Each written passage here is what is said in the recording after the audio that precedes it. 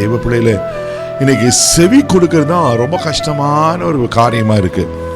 சில நேரத்தில் பிள்ளைகளை நம்ம கூப்பிடுவோம், அவங்க நம்ம கூப்பிடுறதுக்கு அவங்களுக்கு சம்மந்தமே இல்லாத போல இருக்கும். அவர்க பார்த்து அவங்க வேலையை செஞ்சுட்டு இருப்பாங்க. சில நேரத்தில் நம்மளுக்கு எவ்வளோ கோவம் வருதுல, எத்தனை முறை கூப்பிடுறேன், நீ கேட்க மாட்டேங்கிற, ரெஸ்பான்ஸ் பண்ண மாட்டேங்கன்னு. பாருங்க, ஆண்டவர் சொல்றாரு, பிள்ளைகளை நீங்க எனக்கு செவி கொடுங்கள். நம்ம கர்த்தருக்கு செவி கொடுத்துட்டோன்னு வச்சுங்களேன், அவர் நம்மளை அற்புதமாய் நம்மளை நடத்துவார். பிரச்சனை என்னன்னா, நம்ம கர்த்தருக்கு செவி கொடுக்காதனால தான். அப்படின்னா அவர் சொல்றதை கேட்காதனால, அவர் சொல்றதை கேட்டுட்டு இருந்துச்சு அதன்படி செய்ய முடியாத அடுத்த ஸ்டெப்புகளை போயிடும். நம்ம சொல்றதையே கேட்கறது இல்லையே. ஹல்லேலூயா.